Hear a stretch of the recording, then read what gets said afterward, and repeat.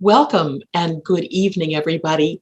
I'm Peggy Crane, and I guess you could say, the director of the New York City chapter of the Living New Deal. That sounds so grand. I always find it fun.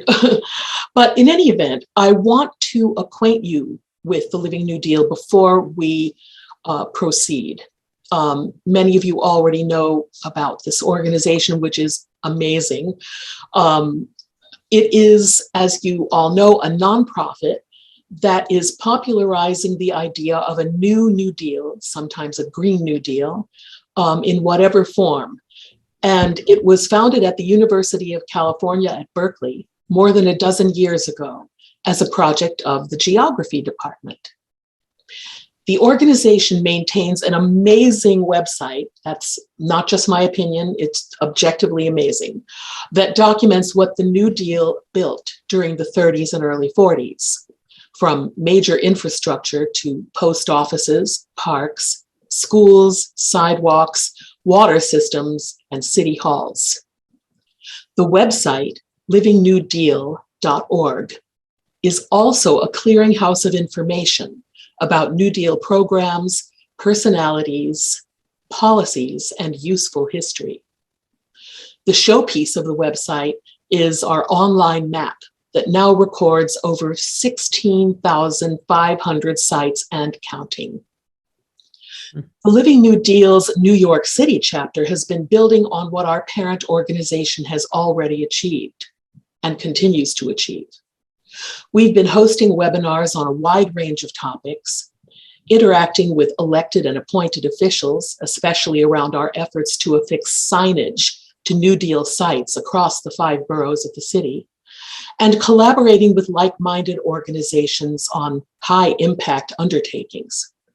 For instance, we're planning a conference on the theme of rebuilding the city in partnership with the School of Labor Studies at SUNY Empire State College in the fall of this year. So stay tuned for an update on that. Back to the matter at hand, I just wanted to let all of you know that you can enter your questions in the chat, and we will do our best to get to them.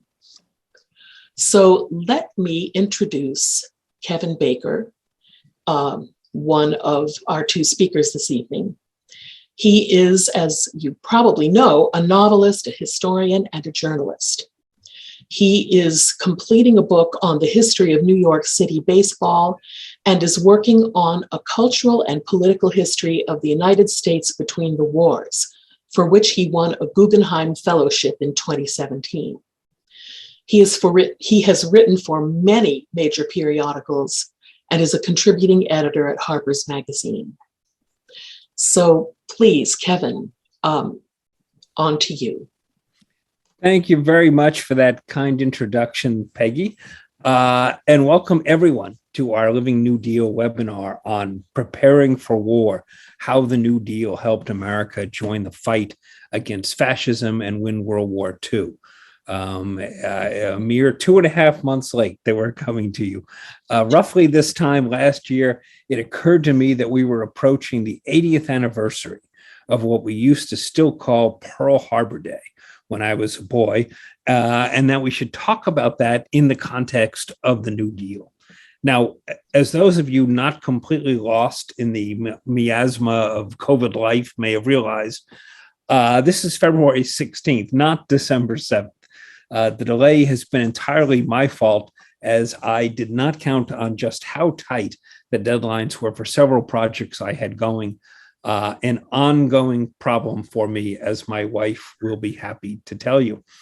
However, better late than never. We have been able to pull this off thanks to the tremendous patience of Peggy and others at the Living New Deal, and we're even able to find the perfect book for the occasion, thanks to Bob Leighninger, who I have the great pleasure to speak with here tonight. I will be your interlocutor with Bob. Dr. Leighninger was a professor of sociology at the State University of New York at Oswego, not far from another New Deal World War II site, incidentally, the Fort Ontario Emergency Refugee Shelter, and was the editor of the Journal of Sociology and Social Welfare for nearly 40 years. He is the author of 2 published books, Building Louisiana, The Legacy of the Public Works Administration, and Long Range Public Investment, The Forgotten Legacy of the New Deal. And most relevant to our conversation here tonight, Dr. Leininger is nearing the completion of a 3rd book on how the New Deal won World War II. Brilliantly argued and researched, How the New Deal Won World War II contains many eye-opening facts, no matter how familiar you are with the war or the New Deal. It pivots off the groundbreaking premise that, as Leininger writes in his introduction, we have often heard that it wasn't the New Deal that ended the Great Depression, it was the war. We don't think that's true, but rather than resurrect that debate, we'd like to turn it on its head. The war was won by the New Deal. Welcome, Bob Leininger. Now, in pursuing that premise, you set out on what you describe as a tricky line to walk, which was not to discuss any of those later New Deal programs, quote, designed specifically, unquote, with the looming war in mind, but to concentrate on those New Deal programs that were designed to do just what they said they were: put people back to work, save their homes and farms, overhaul our infrastructure, and confront the growing environmental crisis in America at the time. War was certainly a possibility when Franklin Roosevelt took office. Indeed, Hitler had become chancellor on FDR's birthday that same year, 1933, but it was by no means considered inevitable or something that America would participate in.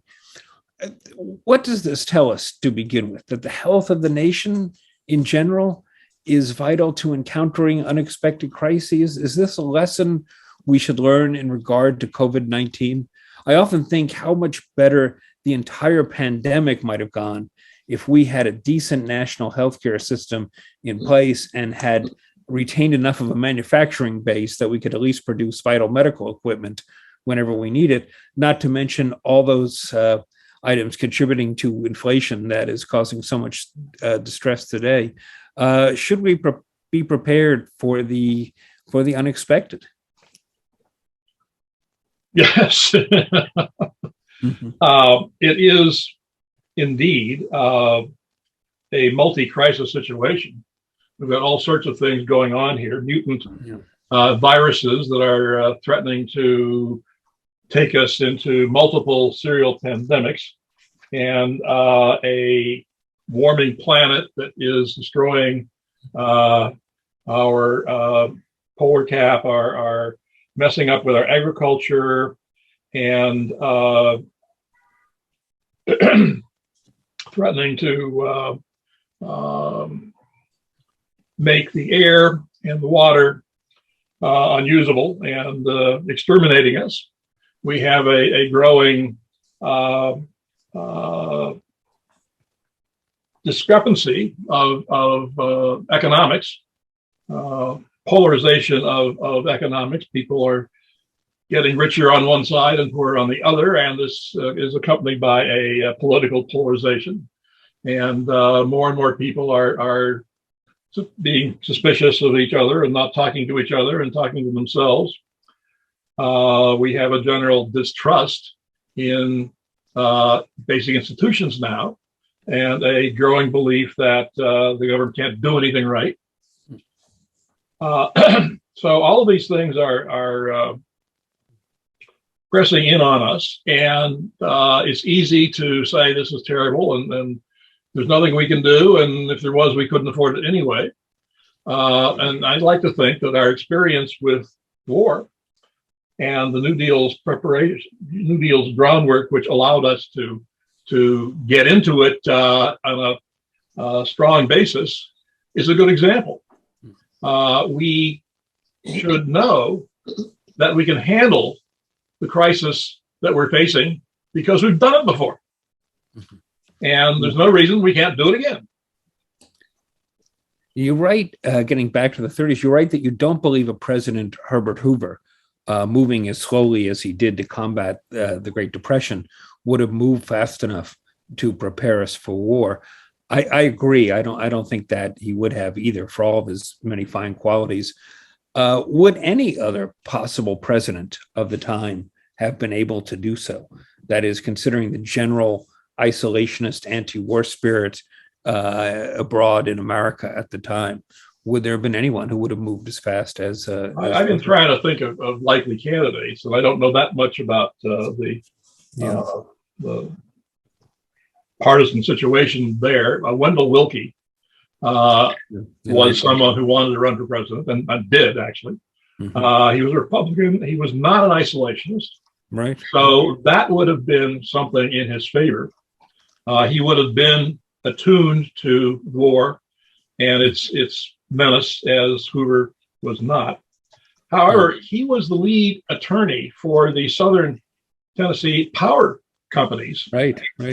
Trying very hard to keep the TVA from being able to sell the power that they were making available. Yeah. And it was a stupid thing to do. And he later admitted in life that he regretted doing it, but that would not have made him too popular with New Dealers, yes. Nor suggest that he had a sympathy for the positive contributions that New Deal programs were making. So there's one possibility. Henry Wallace did run for president too. He was Roosevelt's Secretary of Agriculture. Right. He came from a dynasty of farming people in Kansas, I think. He was indeed sympathetic to the New Deal, as he started out, I think, in agriculture not being particularly sensible, and he got, I won't say radicalized, but he got liberalized by his experience there. And when he when the Roosevelt Administration was folding its tents, Rex Tugwell, who ran it, who was a Columbia agronomist, wanted him to keep the communities that the RA had been building, including 3 new towns. And Wallace was not particularly inclined to do that. And Tugwell said, well, come look at them, take a tour. Yeah. And he did, and Wallace was appalled. He said, I've seen poverty here, nothing like what I saw in Central Europe in my last trip over there. So he did maintain all these communities, and they built more of their own. I don't know whether he would have been able to handle all of that or not. Yeah, a bit of a political naive. I mean, brilliant man in many ways. Good point. Brilliant man, brilliant, amazing, creator of hybrid crops and scientist, and did great work with the Agricultural Administration. But there's a kind of unkind comment from Stuart Alsop where he said he was no good 10 feet from a manure pile. And one does end up feeling that. That's me. And Willkie was a very interesting guy too, but of course didn't run till 1940, which, as you make, is the point that it's almost too late by then. That the amazing thing the New Deal did was to save the war from going maybe months, maybe years later than it did. Yeah. By having so many things in place and having so many ways, so much know-how that was developed for dealing with the war. You divide the New Deal's contributions to what will become the war effort into 3 basic categories, some of which naturally would overlap. But it is, terrific to kind of take a look at that. To deal with it first, there really is so much great stuff to delve into here in this book. Makes it such a really rich book. But to go first to the human element, you have some wonderful statistics and some even better stories on how much, for instance, the Civilian Conservation Corps, the CCC, did to train and strengthen so many young men around America. Young men who had often been left half starved by the Great Depression. And you have some truly inspiring stories about what these men, then fully grown up, did during the war. Is this the time I cue my PowerPoint? Yes, cue the PowerPoint. Let's go to the PowerPoint. All right. Give everybody some great 1930s images to take a look at. All right. All right. And there are the CCC guys, and they are ripped. This was sort of the equivalent of the gym for 1933 or 34. This is great to see. Well, that was the idea to. I was talking about Roosevelt's vision of this. He was interested in conservation, and he saw a chance to combine efforts to save the ravaged environment and to save the boys who were out there running the streets and riding the rails to find jobs to feed themselves and their families. So they were collected into groups of 200. They were given 2 weeks of physical training, and then they were dispatched across the landscape to various projects that involved planting trees, stopping soil erosion, fighting fires, building park structures, museums, picnic shelters, all kinds of stuff. It was an organizational marvel. There were 4 cabinet involved. The Department of Labor recruited the boys, the Army supervised camps, the Department of Agriculture and Interior selected the projects, and it all somehow stayed together. So here are some of the boys who you can see have been at it a while. Their malnourished bodies have certainly come a long way. And here's another more impressive group as well. Notice it's integrated company. Yeah, that's good to see. The director of CCC, Robert Fechner, segregated after the first year or so, and he blamed that on local complaints about black companies. I have some research that suggests there were very few of those things, and that Fechner, being a Southerner and a segregationist, was doing what he thought should be done. Anyway, it was run by the Army because that was the only organization available. They built their camps once they got to the site, and the Army had to provide them with tents until they did that. So here's one already built.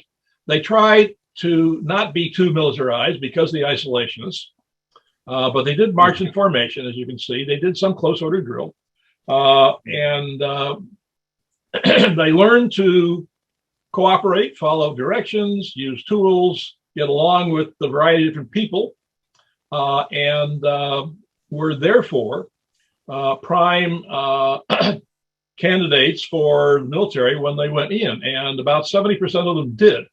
Estimates vary. I'm taking that figure out of a master's thesis written by an Army major who had access to records. So I go with that, and it's the highest one.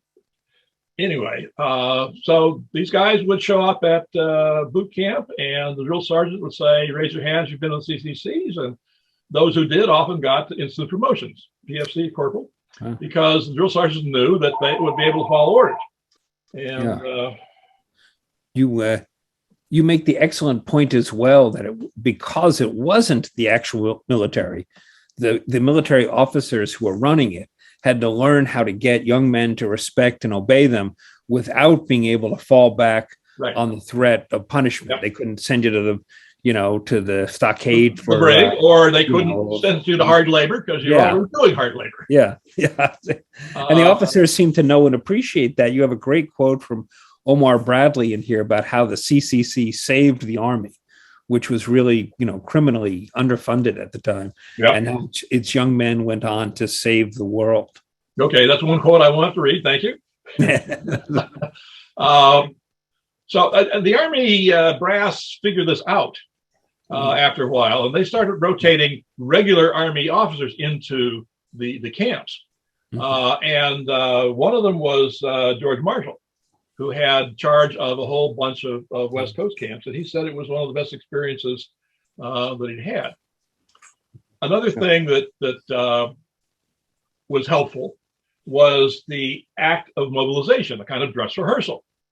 The Army had done this before. In World War I, they had recruited 181,000 people. For the CCC, they recruited 275, and they did it in 2 months. So that was a nice refresher course in what they would need when the draft came along. They also had, once the CCC was running down, a lot of equipment available. Yeah. These tanks were used to transport the boys to their sites and back, and equipment, and they had other kinds of heavy equipment like bulldozers and road graders.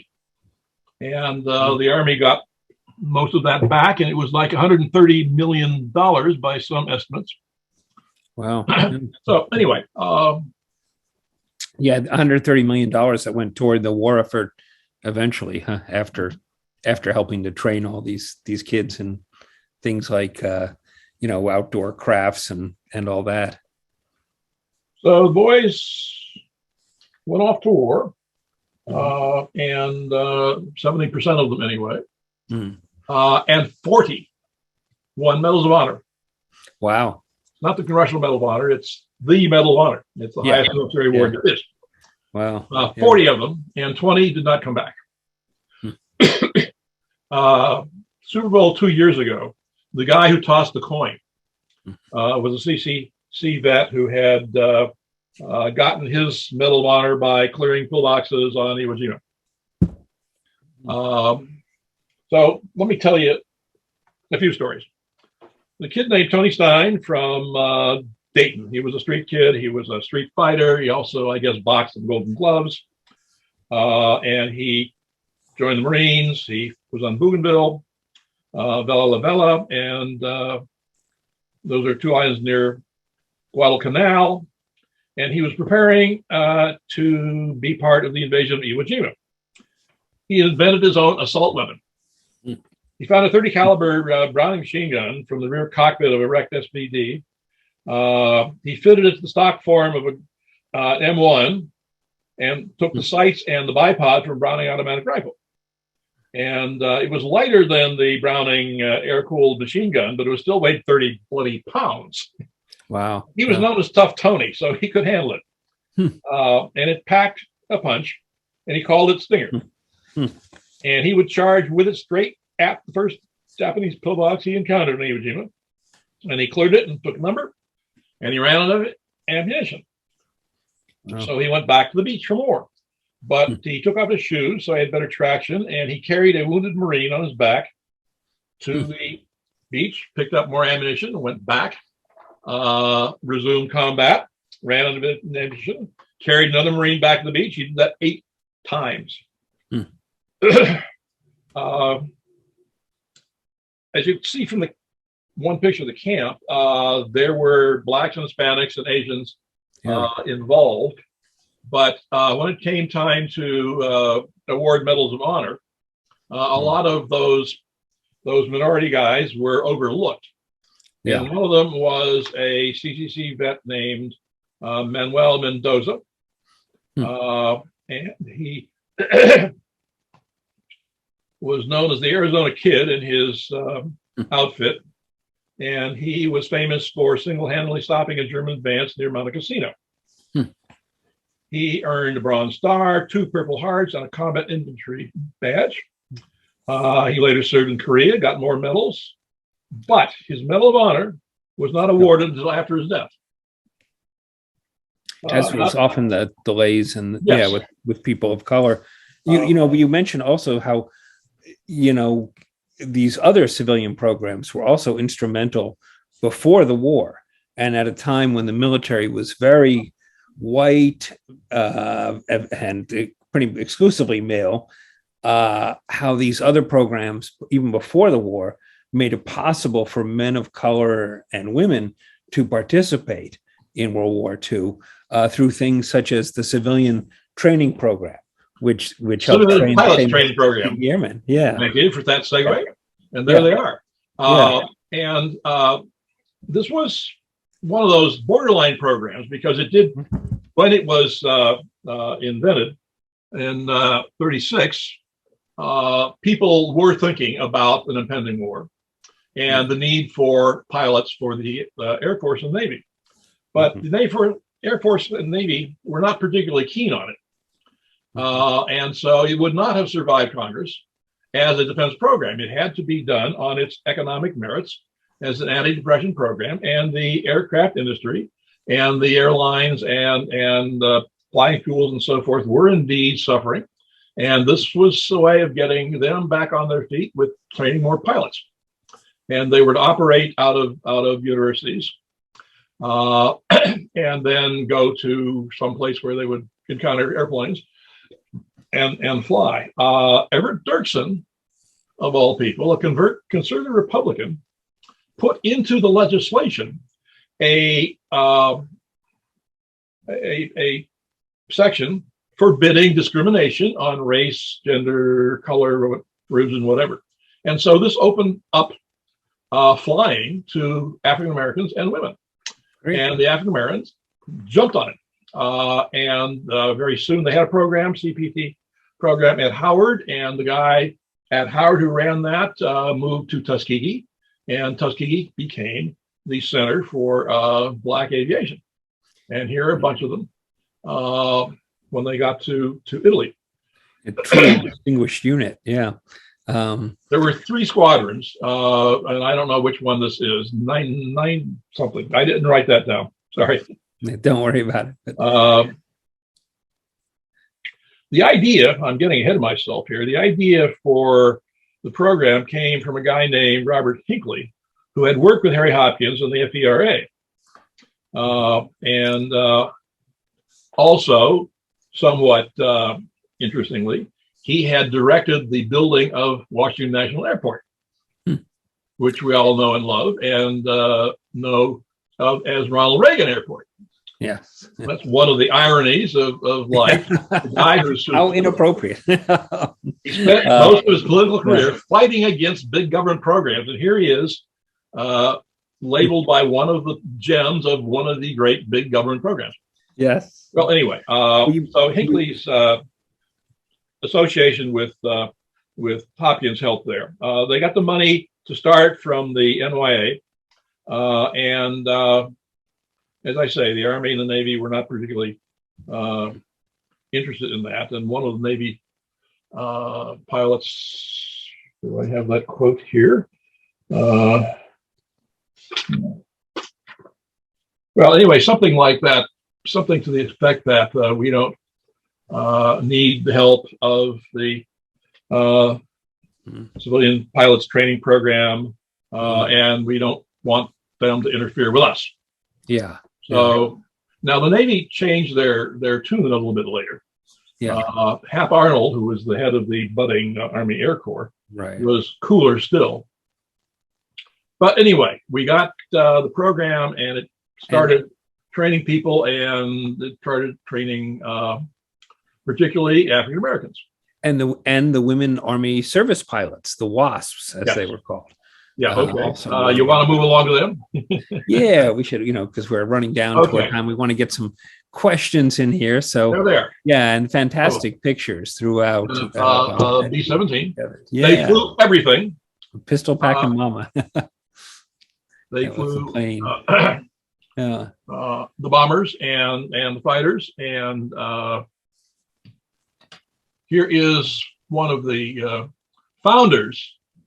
I don't know whether the bar is covering her face or not there. That's no, you can see her face outside. Okay, that's Nancy Love. Great. Yeah. She was a pilot before the program. Her husband was a pilot. His husband was in the ferrying business. And it occurred to her, airports have to be taken from where they're built in the factories to the air bases where the pilots will take them over and fly them into combat. And it takes people do that.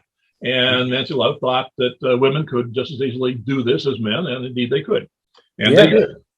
Which is a great, really the start of women's participation in the armed forces, right? And here is one of the powerhouses of the later war, the P-51. And here is another one, the Thunderbolts. Yeah. And the pilot there was named Betty Gillies, who was 5 feet tall and weighed 100 pounds.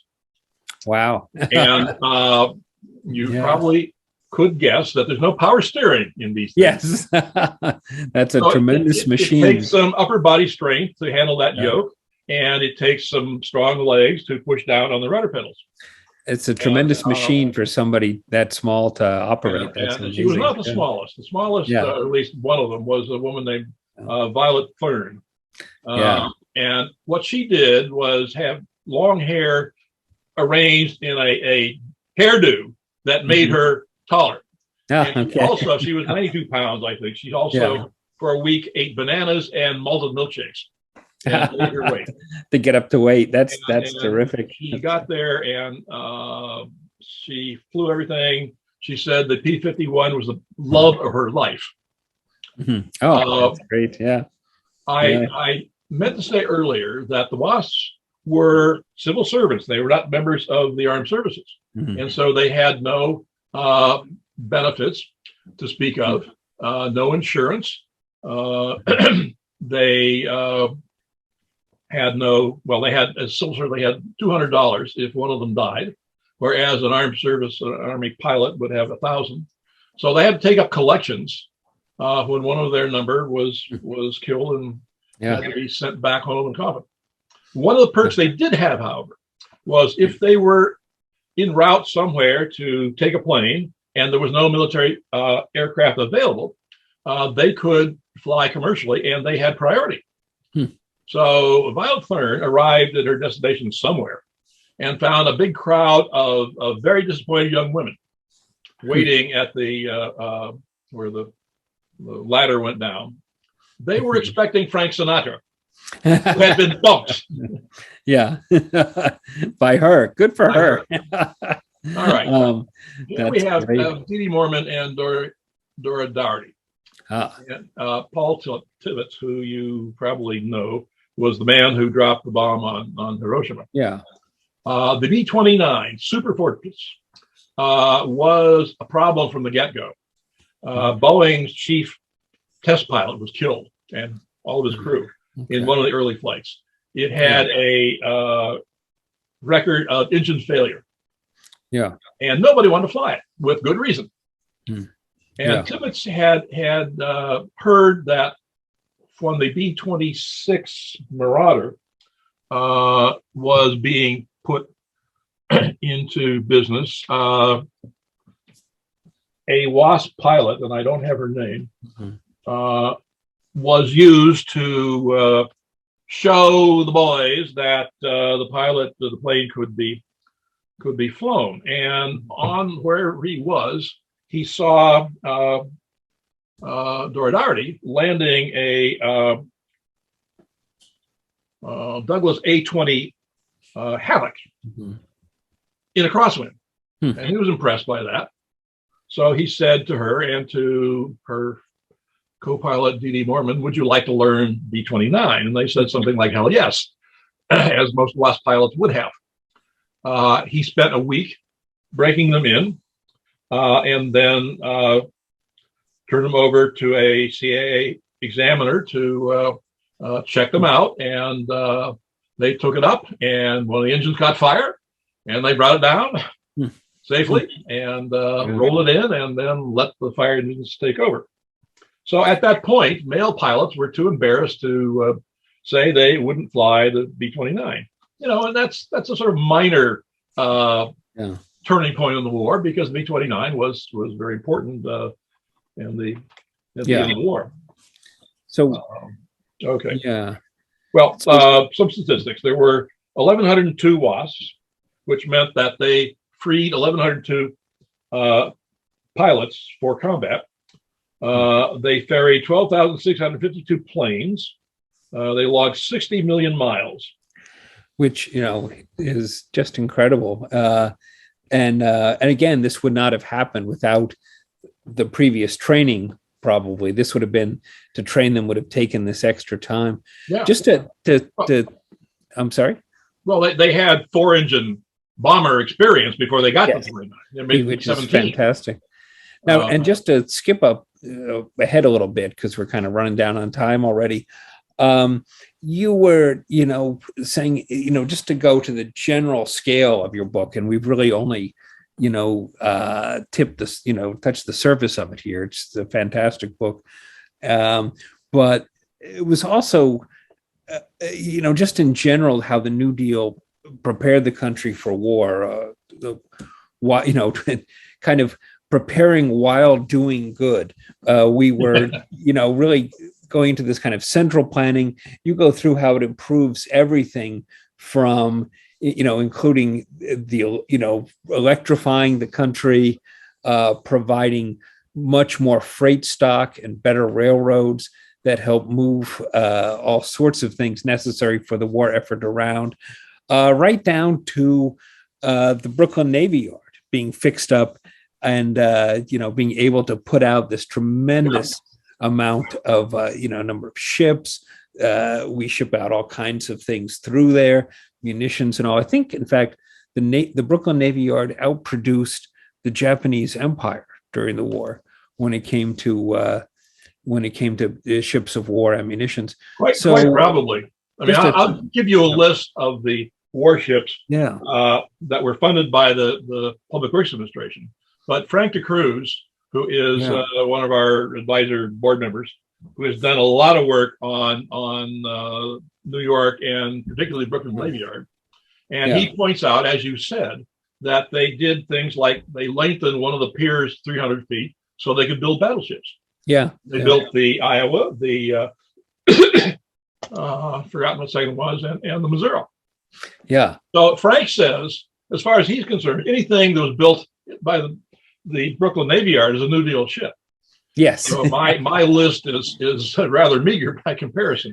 And they also produced actual ships of war, which you have in here, and you tell the story of Midway and how. All right. Well, we'll get along. This is more infrastructure. The CCC was training non-commissioned officers and other places like the Citadel and LSU and West Point and Naval Academy were training officers. And I'll skip those stats. We'll go on to airships. The PWA funded 2 aircraft carriers, 1 heavy cruiser, 3 light cruisers, 20 destroyers, 4 submarines, and 2 Coast Guard gunboats. I think there were probably more Coast Guard gunboats, but they weren't on the particular thing in the archives. But those aircraft carriers were absolutely vital in the early days of war. And here is one of the first uses of them. That's the Enterprise escorting the Hornet. Hornet was not a New Deal ship. And they're on their way to bomb Tokyo. This is the Doolittle raid. Escorting the Doolittle raid were one of the light cruisers, the Nashville, and the heavy cruiser Vincennes. All right. Wow. That's here's the Enterprise, which was also just invaluable. Midway was a real strange battle. And I go into it in great detail because I was fascinated by it, and I will restrain myself. But in the course of Midway, 4 Japanese carriers were sunk, and we lost Yorktown, but that was a pretty good deal. The torpedo squadrons, well, I probably don't need to go into that, but they were all massacred because of this is one thing that the Navy and failed and the New Deal had no impact on. There was only one place manufacturing torpedoes, which meant there were not enough of them to practice with, which meant that there was not any training, which meant that the conventional wisdom of how to launch them was totally inaccurate. And the assumption was you had to go low and straight. And that put them right in the crosshairs of the anti-aircraft guns. A tremendous sacrifice, but And furthermore, those who were able to launch torpedoes were often duds. They didn't go off. So we lost lots of airmen in that sacrifice. Here's the Yorktown. After it's been hit. I say here, hit by a Japanese bomb and 2 torpedoes, actually 3 Japanese bombs. They got it running again after they abandoned it. The engine crew stayed, and they got it under steam again. And then another submarine came along and put 2 more torpedoes, and they were gone. Here is one of the New Deal cruisers, which was in the Pacific, but also started out in the Atlantic. Its first job was to carry gold bullion from France and the U.S., so the Vichy Wow. wouldn't get it. They were part of the New Deal escort. They covered the Guadalcanal landing and the Aleutians, and they were General MacArthur's flagship. Here's one of the New Deal destroyers who got a presidential unit citation. They were hit by a plane. Kamikaze. Well, this was before kamikazes. This was a plane that I guess couldn't go up fast enough, and they lost their bridge, their forecastle, their gun mount, and they kept firing anyway. Amazing. Okay. Well, much more to say about ships, but I'll get on to dams. Well, I think we're at kind of the question and answer time here, if we can, and we can. Okay. Well, we can certainly get some of that in there. I think one of the questions here is about what about the idea of all the central planning that went into the New Deal? Didn't let the country get used to huge projects during the war, which is an interesting. Well, there were huge projects. I don't know about central. Yeah. The New Deal was a hodgepodge of organizations with different structures and different leadership and different purposes and different successes and different failures. And some of them were like the CCC, held together with duct tape and baling wire. And so, but for the most part, they did amazing things.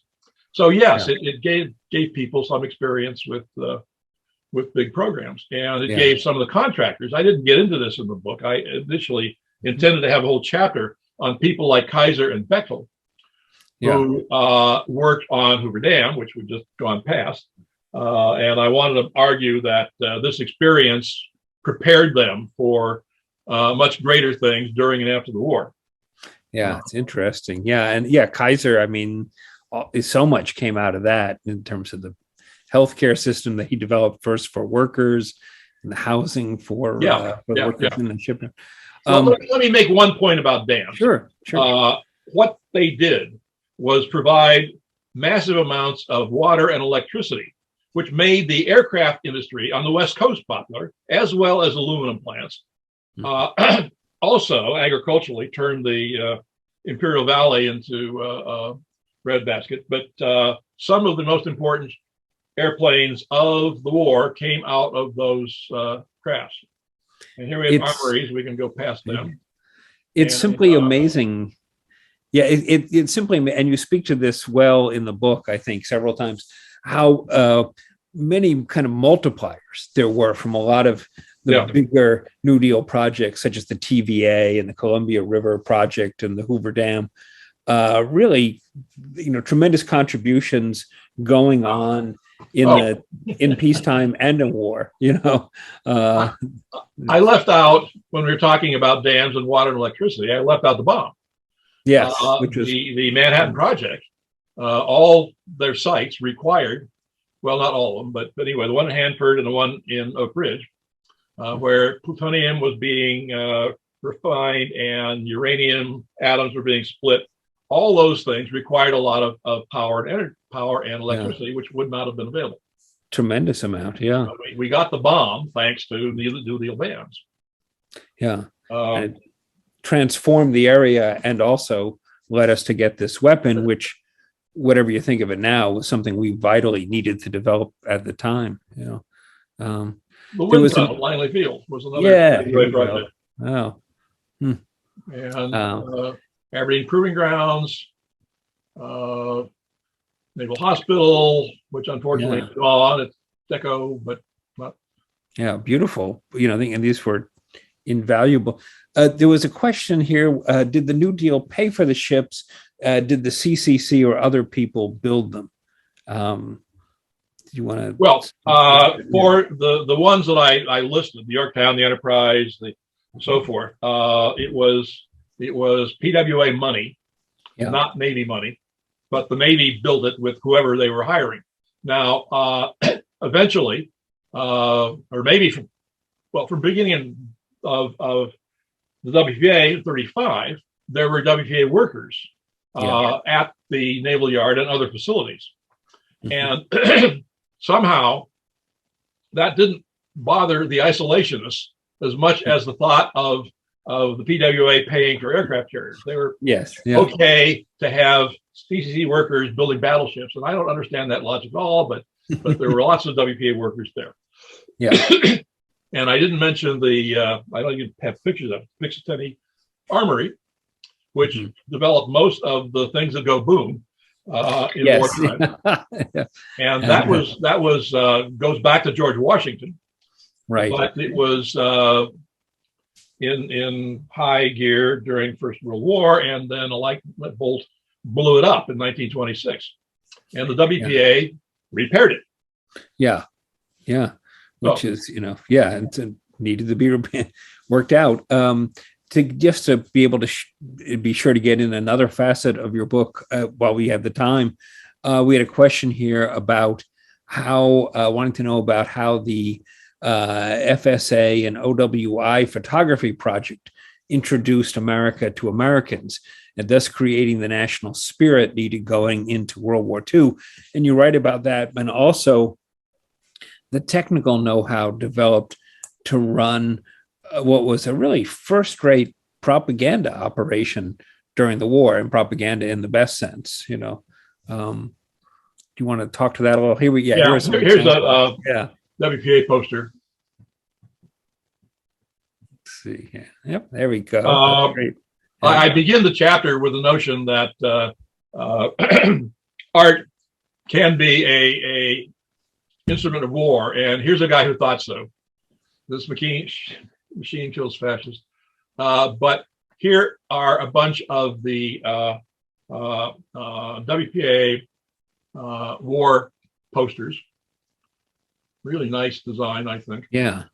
And also not just things like warning loose lips sink ships, but getting involved in other kinds of things that supported the war effort, like salvaging and sewing and saving your rubber and protecting yourself on the workplace.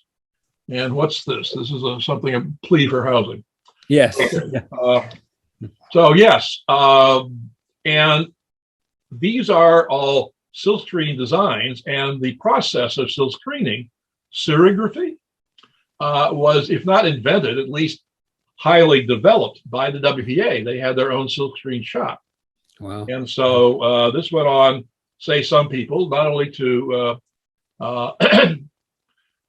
spawn the t-shirt industry, but also influenced serious artists, including Andy Warhol. I don't know whether you consider him a serious artist or not, but there was a aesthetic as well as a practical part to that. Yeah. And even more involved things, that we put out during the war, such as Ben Shah's wonderful painting about Lidice and the Nazi massacre there, or the Rockwell and the Four Freedoms. There's a terrific a dual exhibit here a few years ago with the New York Historical Society and the one of the best little museums in New York, the Roosevelt House, on propaganda, and asking people today, artists today, to come up with what they would do for the Four Freedoms. And they were really terrible. I mean, they just couldn't seem to get their minds around the concepts of things as these, New Deal trained and brought up artists did. It was really interesting how much more able they were to kind of defend these concepts in the 40s. Do I have time to talk about penicillin? Yeah. Oh, yes, please do talk about penicillin, which is the story with this building here. A marvelous discovery, and I owe this to Rachel Maddow. I was watching her cover the efforts of the Trump administration to wipe out agricultural research by sending all the researchers in the Department of Agriculture off to Kansas somewhere, hoping they would resign rather than go to Kansas, although nothing against Kansas. But she said that the Department of Agriculture had been important in the development of penicillin. And a picture of this lab appeared. And I said, aha, that is 30s architecture. I'll bet that's a New Deal building. So I looked it up, and yes, indeed. The Agricultural Adjustment Act of 1938, among other things, called for the building of 4 regional research laboratories. This is the one in Peoria where the penicillin action came. There are 3 others, and one of them is a couple of miles from where I'm sitting. So the Brits were the ones who discovered penicillin, and they were working on it, but they were also being bombed and were having not a great deal of success in getting strains of mold that would be prolific enough to produce the massive amounts of penicillin that would be necessary for war use. So they sent 2 of their top guys over to the U.S., and they ended up in this regional lab in Peoria. So set to work trying to refine the process of proliferating the mold. And one of the things they did was send Army Air Corps transport pilots all around the world, and wherever they were landing, they were collecting mold. So somebody was, sorting through all this spoiled meat, mold samples, rotten vegetables, and so forth. But as luck would have it, they found what they were looking for in a cantaloupe in Peoria. And here it is. And this woman who was one of the staff people, her name was Mary Hunt, although she had an Eastern European name that I've now buried in my notes. But she became known, as you see, as Moldy Mary. Got this cantaloupe back, and they cut out the mold. And the depression being the depression, they ate the rest of the cantaloupe. Of course. And it turned out to be very prolific. And they further figured out how to make more and more and more of it. And this is another WPA poster that was on the labs and factories where this was being done, and they succeeded in getting enough of this stuff ready for combat by D-Day. Yeah. Wow. Yeah. Now that's great. And so we really exponentially expanded the amount of penicillin there was going to be for the Allies. The number of lives saved was, I had a quote I've now lost, but some said, well, you wouldn't say that penicillin won the war, but it came pretty damn close. So yet another point at which we have the New Deal helping to win the war. Very much so. We had a question about the integration and by gender as well as by race at the different at Henry Kaiser's plants, and they were kind of wondering if this was the case in general, were other military contractors as supportive of a female and Black workforce as HJK. I don't know that they were supportive, but there were tremendous strides forward. Do you want to talk about the executive order, was it 8802 and all on that in terms of how strides were made about integrating the workforces during the war? For women and Black people. Roosevelt's response to the threat of a march on Washington? By a fellow Randolph, and Yes. Well, his wife was also putting a lot of pressure on him. Yeah. And Randolph and a bunch of other civil rights leaders were all set to blitz the White House, the Capitol. And so Roosevelt signed an order forbidding discrimination in defense plans. The PWA already had such a policy. The WPA had 2, but was not so successful in enforcing it. Yeah. The Kaiser Shipyard in Richmond, where Rosie the Riveter was created, and which is the subject of a very nice National Parks Museum. The integration was not too easy. The Boilermakers, the Steamfitters Union, had to be sued in order to take in black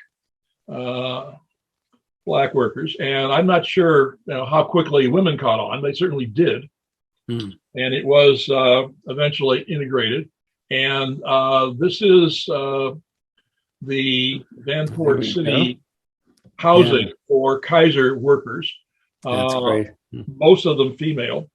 It is or was a really marvelously conceived integration of work and family and transportation, etc.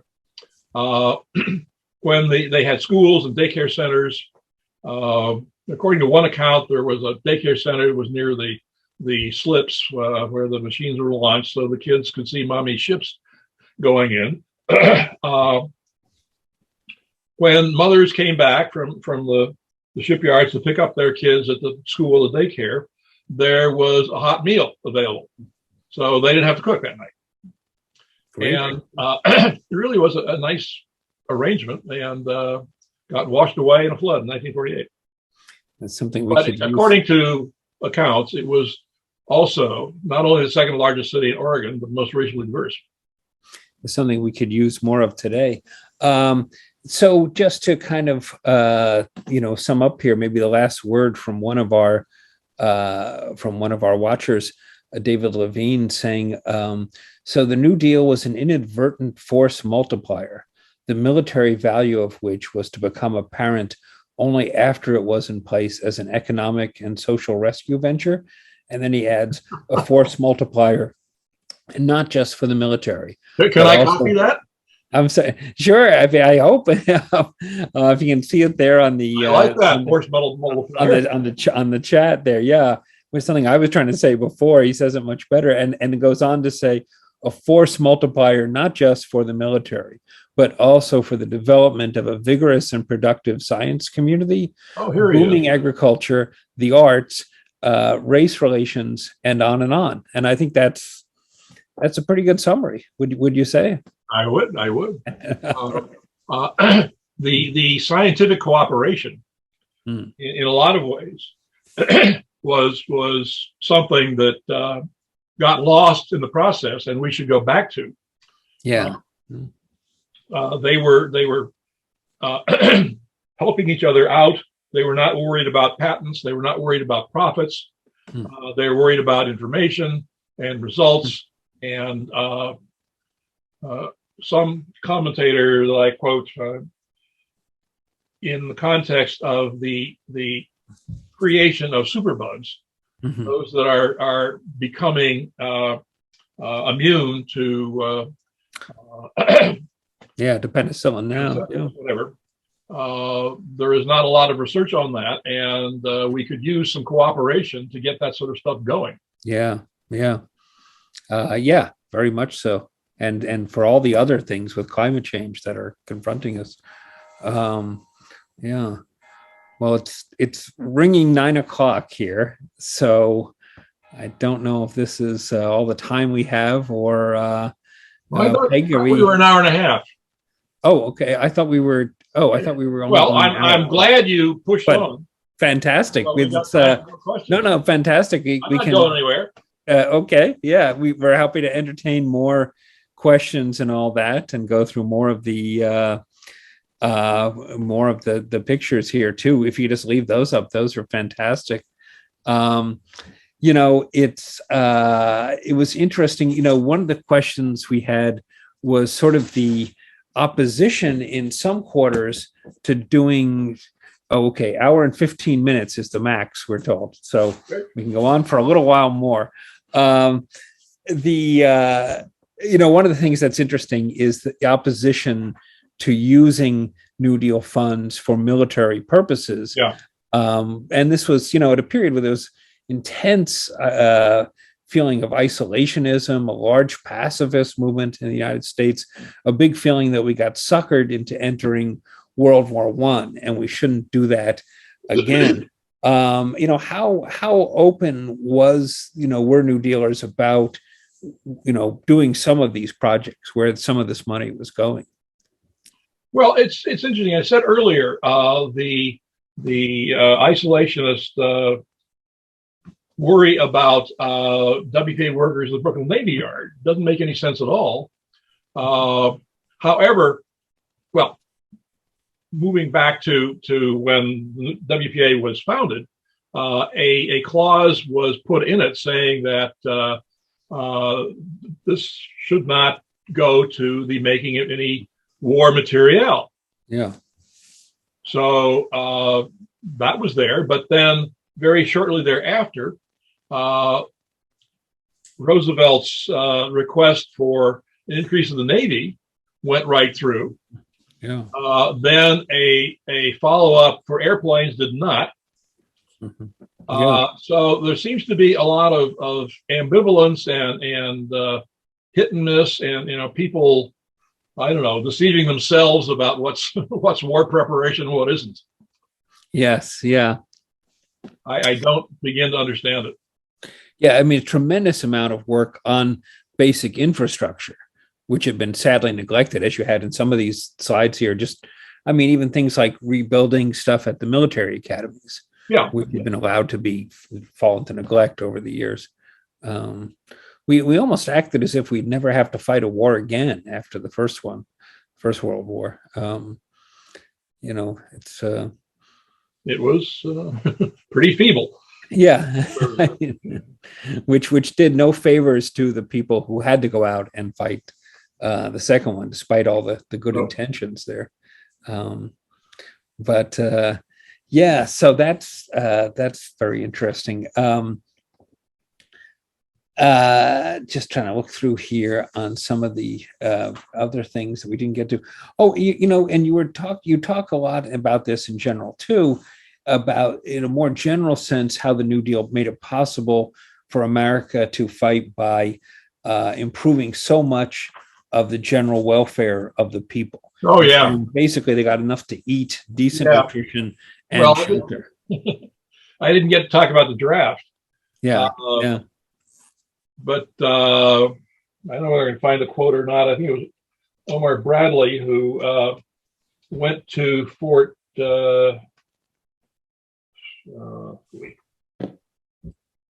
He saw the first bunch of draftees at Fort Benning. Okay. It was a rude shock. Yes. The prime youth of America were generally in appallingly poor physical condition. Only very few were capable of the sustained physical exertion that they would experience in combat. And those were the people who passed the exam. Something like 40% of the enrollees, inductees, did not pass. Yeah. So this was the cream of the crop of the prime. So my question is, how worse would it have been had there not been all this New Deal emphasis on health and education and recreation, nutrition, and so forth? School lunches and food stamps, and experimenting with surplus products that could be nutritious or be made more nutritious. There was a lot of that going on. And the education part, I could spend the rest of the evening showing you pictures of New Deal schools and university buildings. There were tons of them. And interestingly, in terms of the racial inequities and so forth, which is a sore point about the New Deal and an accusation rendered by some people that really was no help for African Americans. There were lots of schools and university buildings for African Americans. Grambling University, Grambling College at that point, was in church basements and barns and spare rooms, and they got a whole new campus in Grambling. Southern University, which is a huge historically Black university, got about 12 buildings.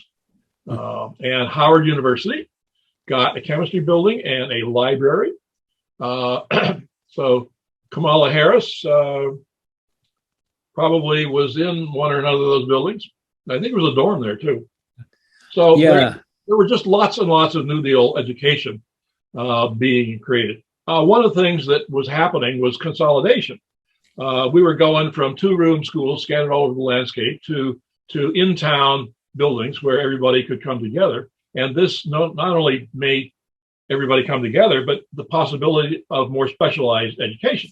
So you could have shops, you could have music rooms, you could have art rooms, you could have gyms for indoor recreation, and science laboratories. So a lot of improvement of the quality of education was made possible by New Deal buildings. Yeah, it's and it's a good point, and also to remember about the racism of the time. Yeah. So much of that was really deep in American society. I mean, it's something we need to kind of look at ourselves at as a people, as opposed to the government. The horrible Detroit race riot, a white on black race riot, that was in 1943, was over the fact that white workers not only demanded segregated housing, they didn't want the black workers to have any housing, and set off attacking them over this. And there were a lot of incidents like this on waterfronts, in munitions plants, where white workers would take great exception to any black workers being there, kind of running battles throughout World War II. And that's something we don't like to think about. We like to think about the war as such a great time of togetherness. Yeah. But there was also this sort of division that was being, fought out in a lot of places. Right. Yeah.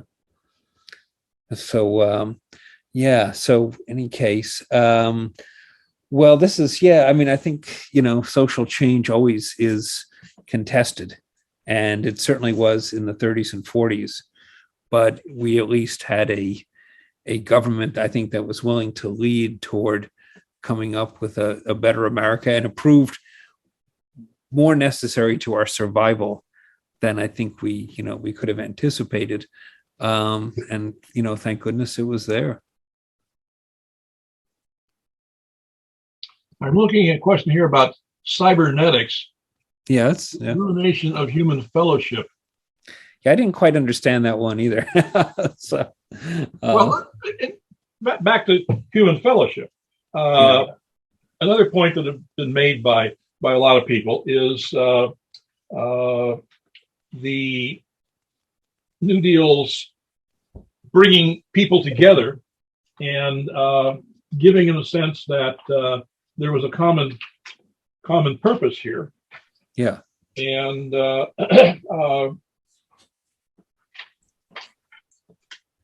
we're lacking that. And David Brooks, who is a moderately conservative person and not known for being a fan of the deal, said, could today's vision of America have been able to win World War II? It hardly seems likely. Victory was required. That victory required national cohesion, voluntary sacrifice for the common good, and trust in institutions and each other. And he goes on to be disheartened by the resistance to mass and social distancing, and the fact that 30% of the population is squirming to avoid vaccination. He says, we're not asking you to storm the beaches of Iwo Jima. We're asking you to walk into a damn CVS. That's a great quote. Yes. It was an act of social solidarity that created the national cohesion we need to win World War II. I am not in the habit of supporting massive federal spending proposals. But in this specific context, in the midst of a distrust doom loop, that is our best shot at reversing the decline. Yeah.